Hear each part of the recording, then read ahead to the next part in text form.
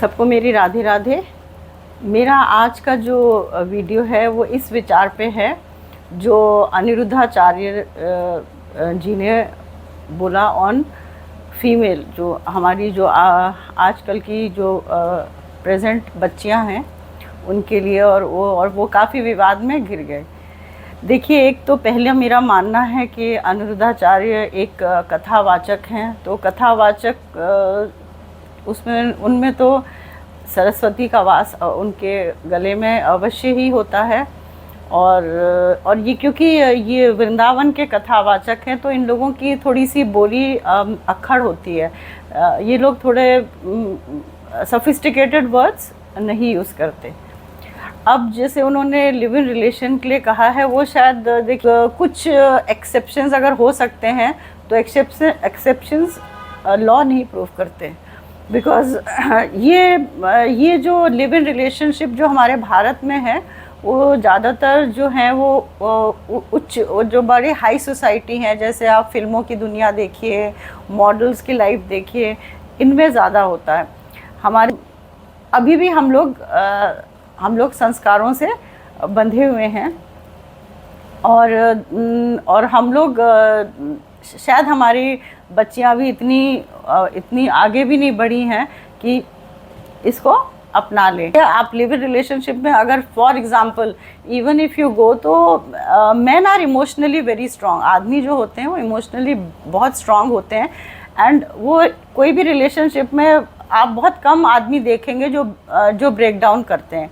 Women break down very easily, मतलब क्योंकि women are they get emotionally attached, और जब भी कोई रिलेशनशिप टूटता है, अगर लिव इन हो specially, they have a emotional collapse. अगर आप देखिए किसी भी लेडी का 1 या 2 से लिव इन रिलेशनशिप उनका कॉल ऑफ करता है, दे बिकम बिल्कुल, मतलब वो टूट जाती हैं। तो इसीलिए women have to protect their emotional bondage and their emotional aura and mindset. तो ये इवन इन फॉरेन कंट्रीज़ में ये ज़्यादा होता है। वहाँ हो सकता है कि भाई ना आदमियों को फ़र्क पड़ता है, ना वहाँ की औरतों को फ़र्क पड़ता है, लेकिन ड्रेस कोड यस, हमारे में ड्रेस कोड चेंज हुआ है। अब जैसे अभी भी जो आचार्य जी को जितनी भी लेडीज़ इंटरव्यू कर रही थी जी न्यूज़ में, they had a very particular dress code कि वो सब साड़ी पहनी हुई थी।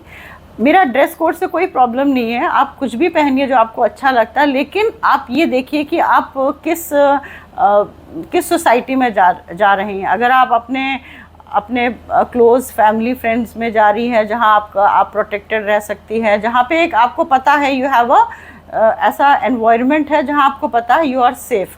बिकॉज देखिए, इंडिया में we can't compare India to USA. मैं यूएसए गई थी, वहाँ पे girls were putting on small shorts, T shirts and बिल्कुल बाहर घूम रही थी, और जो लड़के थे they were putting on full pants. Girls were in shorts and T shirts and men were in full pants and shirts. But वो एक भी लड़का, कोई भी नज़र उठा के उन लड़कियों को नहीं, किसी भी लड़की को नहीं देख रहा था, बिकॉज वो तो उनका ड्रेस कोड है। अब वही ड्रेस कोड इंडिया में आ जाए तो वो तो लड़की के पीछे लाइन लग जाएगी। हमारे देश की एक संस्कृति, एक और फ़र्क है।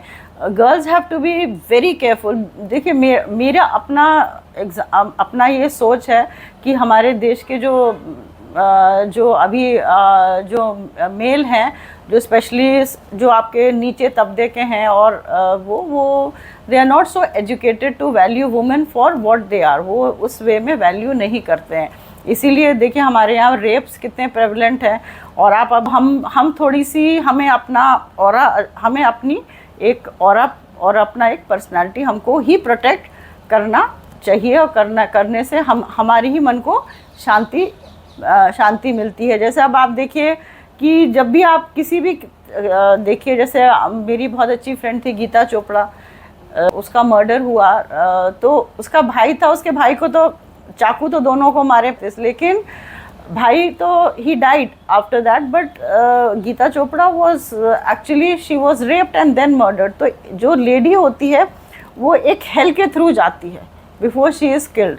सो in that way we have to be very strong about our protection. हमें अपना प्रोटेक्शन बहुत अच्छी तरह करना चाहिए। जैसे आपने अभी उसका भी देखा था निर्भया केस में, उसका जो मेल फ्रेंड था उसको वाली एक हेयर लाइन फ्रैक्चर हुआ, but she had to go through hell before dying. So we have to be very careful. Even dress code, आप अगर public places में जा रहे हैं, mall and all and gardens में, you need to be very careful about your dress code, क्योंकि शायद आप हम मतलब आजकल के बच्चों को ये कोई बताने वाला नहीं, लेकिन मुझे पता है, मैंने देखा है मॉल में दे गो इन शॉर्ट्स और मे बी दिस, तो ठीक है आप जा तो रहे हो, but there are lot of guys who see, आपको देख के बोलते हैं यार देख she has such lovely legs, you see her body, you know, they put a negative glance on you. और गर्ल्स को थोड़ा सा मतलब they need very heavy protection. और बाकी जो उन्होंने किसी ने राम सीता के बारे में कहा, तो बात वो अनिरुद्धाचार्य जी ने बिल्कुल सही कहा. बिकॉज जब सीता को निकालने की बात हुई तो रामचंद्र जी ने कहा कि मैं भी राजपाट त्याग दूंगा और तुम्हारे साथ ही चलूँगा. इट वाज माता सीता हु इंसिस्टेड, नहीं तुम यहाँ रहोगे ताकि तुम एक एग्जाम्पल बनोगे कि राज्य कैसे करते और कैसे संभालना चाहिए. बिकॉज राज्य के आगे अपना परिवार भी नहीं है, ये तुम्हारा स्वधर्म है, तो तुम यहाँ राज्य में रहोगे और राज्य की देख रेख करोगे. और मैं इसकी भागीदारी नहीं बनूंगी कि सब लोग कहेंगे कि एक स्त्री के पीछे श्री राम ने अपना धर्म त्याग दिया.